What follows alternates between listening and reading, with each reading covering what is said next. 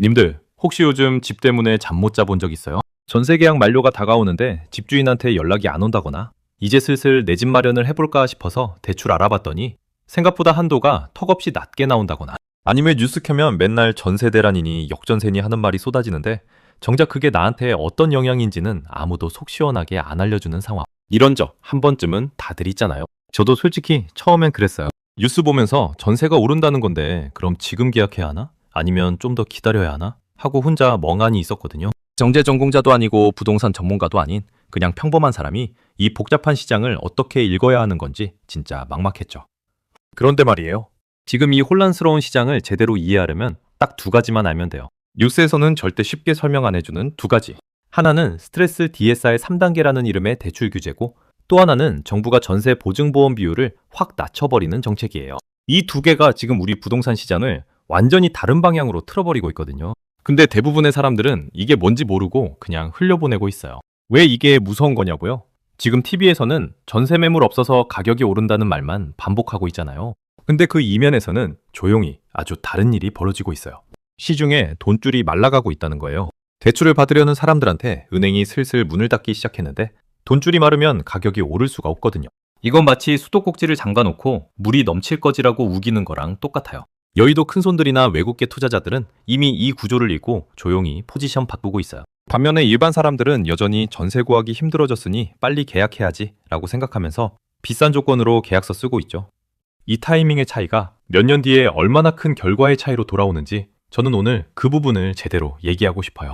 오늘 제가 KB경영연구소 리포트랑 KDI 자료, 금융위원회 발표 자료까지 싹 다 뒤져서 정리해왔어요. 어려운 경제 용어 나오면 바로바로 쉬운 말로 바꿔드릴 거니까 걱정 안 해도 돼요. 경제 공부 따로 한 적 없어도 부동산 지식 전혀 없어도 괜찮아요. 지금 전세 살고 있거나 대출 받아서 집 사려고 고민 중이거나 아니면 그냥 내 돈이 어디로 사라지는지 궁금한 사람이라면 오늘 이 내용이 정말 필요해요. 자, 그럼 지금부터 시작할게요. 딱 집중해봐요. 이거 알고 나면 뉴스 보는 눈이 완전히 달라질 거예요. 자, 이제 진짜 핵심으로 들어가봐요. 오늘 본론은 크게 두 덩어리예요. 첫 번째는 스트레스 DSR 3단계가 정확히 무엇이고 우리한테 어떤 영향을 주는지, 두 번째는 전세 보증보험 비율 하향이 왜 우리 보증금을 위협하는지, 이 두 가지를 차례대로 쉽게 풀어드릴게요. 먼저 DSR이 뭔지부터 짚고 넘어가야 해요. DSR은 총부채 원리금 상환 비율이라는 말인데 쉽게 말하면 내 연봉의 몇 %까지 빚 갚는 데 쓸 수 있냐를 정해두는 기준이에요. 예를 들어 DSR 40%면 연봉 6천만 원인 사람은 1년에 최대 2,400만 원, 그러니까 한 달에 200만 원까지만 대출 원리금으로 쓸 수 있다는 뜻이에요. 여기까지는 그나마 이해가 되죠? 그런데 여기에 스트레스라는 단어가 붙으면 이야기가 달라져요. 스트레스 DSR이란 지금 금리가 아니라 나중에 금리가 오를 것을 미리 가정해서 대출 한도를 계산하는 방식이에요. 은행이 이렇게 말하는 거예요. 지금은 금리가 낮지만 나중에 오를 수도 있으니까 우리는 그 오른 금리 기준으로 한도를 계산할게요. 나는 지금 이 금리로 충분히 갚을 수 있는데 은행이 미래의 불확실성을 이유로 내 대출 한도를 미리 깎아버리는 거예요. 이걸 더 쉽게 이해하려면 이런 상상을 해보세요. 마트에 가서 10만 원어치 장을 보려고 카드를 꺼냈어요. 근데 마트 직원이 갑자기 이러는 거예요. 손님, 혹시 나중에 월급이 깎일 수도 있잖아요. 그러니까 오늘은 7만 원까지만 결제해드릴게요. 황당하죠? 내 지갑에 돈이 있고 내 카드 한도도 충분한데 미래의 혹시 모를 상황을 이유로 지금 쓸 수 있는 돈을 줄여버리는 거예요. 이게 바로 스트레스 DSR이 작동하는 방식이에요. 그리고 이게 2025년 7월부터는 3단계, 즉 모든 대출에 전면 적용돼요. 1단계, 2단계는 일부 대출에만 적용되는데 이제 주담대든 신용대출이든 전세자금 대출이든 전부 다 이 기준으로 계산된다는 거예요. 숫자로 보면 더 실감이 나요. 연봉 6천만 원인 직장인이 예전 기준으로는 최대 4억 원까지 대출이 가능했어요. 근데 스트레스 DSR 3단계가 적용되면 그 한도가 3억 3천만 원 수준으로 줄어들어요. 무려 7천만 원이 사라지는 거예요. 현금 7천만 원이요? 누가 그냥 갖다 주는 것도 아니고 갑자기 내가 빌릴 수 있는 돈이 7천만 원이 증발해버리는 거예요. 이게 개인 한 명의 문제가 아니에요. 전국적으로 수십만 명이 동시에 이 한도 축소를 경험하게 되면 시중에 돌아다니는 구매력 자체가 확 줄어들어요. 집을 사고 싶어도 살 수가 없고 전세를 구하려 해도 전세자금 대출이 예전만큼 안 나오는 상황이 되는 거죠. 그 상태에서 전세가가 계속 오를 수 있을까요? 수도꼭지를 잠갔는데 물이 넘칠 수 없는 것처럼 돈줄이 마른 시장에서 가격이 계속 오르는 건 구조적으로 불가능한 거예요. 그런데 뉴스는 여전히 전세 매물이 줄어서 가격이 오른다는 이야기만 해요. 틀린 말은 아니에요. 단기적으로는 맞을 수 있어요. 근데 그 이면에서 돈줄이 막히고 있다는 사실은 잘 안 알려주죠. 우리가 뉴스를 볼 때 이 두 가지를 같이 봐야 하는 이유가 바로 여기에 있어요. 두 번째 이야기는 좀 더 직접적으로 우리 주머니랑 연결돼 있어요. 전세 보증보험이라는 게 있어요. 혹시 집주인이 보증금을 못 돌려줄 상황이 됐을 때 주택도시보증공사 HUG나 SGI 서울보증 같은 기관이 대신 돌려주는 보험이에요. 최근 전세 사기 사건이 워낙 많아지면서 이 보증보험에 가입하는 세입자들이 정말 많아졌죠. 그런데 문제는 이 보증보험에 가입할 수 있는 기준이 바뀌고 있다는 거예요. 기존에는 전세보증금이 집의 공시가격의 90%까지는 보험 가입이 됐어요.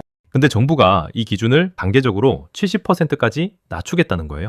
20%포인트 차이가 뭐가 크냐고요? 숫자로 바꿔보면 달라요.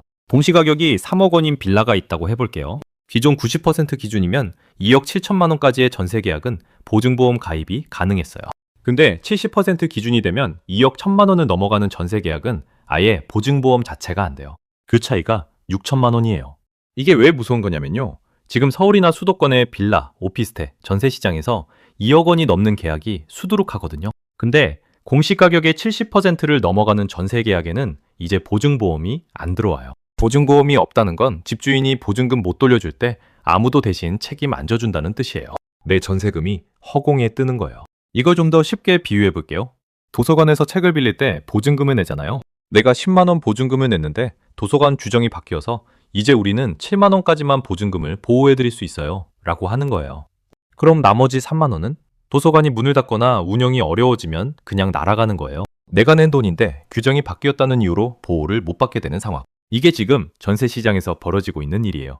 집주인 입장에서도 생각해 봐야 해요. 보증금을 돌려줘야 하는데 집주인 입장에서 그 돈이 어디 있겠어요? 대부분의 집주인들은 그 보증금으로 다른 집을 사거나 생활비로 쓰거나 대출을 갚아뒀어요. 세입자가 나간다고 하면 새 세입자한테서 보증금을 받아서 이전 세입자한테 돌려줘야 하는데 새 세입자가 안 구해지면 집주인은 돈이 없고 은행 대출도 더 이상 안 나오고 결국 집이 경매로 넘어가는 거예요. 이 과정에서 피해를 보는 건 결국 아무 준비도 못한 세입자예요. 특히 빌라나 오피스텔에 전세로 살고 있는 분들은 이 부분을 정말 심각하게 봐야 해요. 아파트는 그나마 시장성도 있고 경매에서 낙찰되면 보증금 일부라도 회수할 가능성이 있어요. 근데 빌라나 오피스텔은 경매 낙찰가 자체가 보증금보다 낮게 나오는 경우가 허다해요. 내가 2억 주고 전세 들어왔는데 경매에서 1억 5천만 원에 낙찰되면 나머지 5천만 원은 그냥 증발이에요. 정부가 이 정책을 밀어붙이는 이유는 있어요.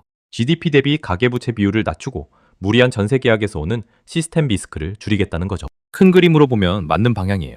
근데 그 과정에서 지금 당장 전세 계약을 앞두고 있는 우리한테는 아주 직접적인 타격이 올 수 있다는 것. 이걸 미리 알고 준비해야 한다는 게 오늘 제가 드리고 싶은 말이에요. 자, 오늘 이야기 여기까지. 따라오느라 정말 수고했어요. 복잡한 내용이었는데 핵심만 딱 정리해 드릴게요. 오늘 우리가 살펴본 건 딱 두 가지였어요. 첫 번째, 스트레스 DSR 3단계가 시중의 돈줄을 조이고 있다는 것. 두 번째, 전세 보증보험 비율 하향이 우리 보증금을 직접적으로 위협하고 있다는 것. 이 두 가지가 동시에 맞물리면서 2025년 하반기 부동산 시장은 뉴스에서 보이는 것과 전혀 다른 방향으로 흘러갈 가능성이 높아요. 뉴스는 계속 전세 매물이 없다, 가격이 오른다고 할 거예요. 근데 우리는 이제 그 말 뒤에 뭐가 있는지 알잖아요. 돈줄이 마르고 있고 보증 안전망이 좁아지고 있어요. 표면적으로는 뜨거워 보이는 시장 안에서 조용히 배수구가 열리고 있는 거예요. 그럼 우리는 지금 뭘 해야 할까요? 저는 오늘 딱 세 가지만 드리고 싶어요. 어렵지 않아요. 지금 당장 실천할 수 있는 것들이에요. 뉴스에서 나오는 가격은 대부분 호가예요. 집주인이 나는 이 가격에 팔고 싶다고 내놓은 희망 가격이지 실제로 그 가격에 거래가 됐다는 뜻이 아니에요. 지금 당장 네이버 부동산이나 국토교통부 실거래 가입 열어서 내가 관심 있는 동네의 실거래 내역을 직접 확인해 보세요. 최근 3개월 실거래 중에 호가보다 낮게 거래된 건이 얼마나 섞여 있는지 봐요. 생각보다 많을 거예요. 이 차이를 볼 줄 아는 것만으로도 잘못된 판단에서 나를 지킬 수 있어요. 정보는 항상 있어요.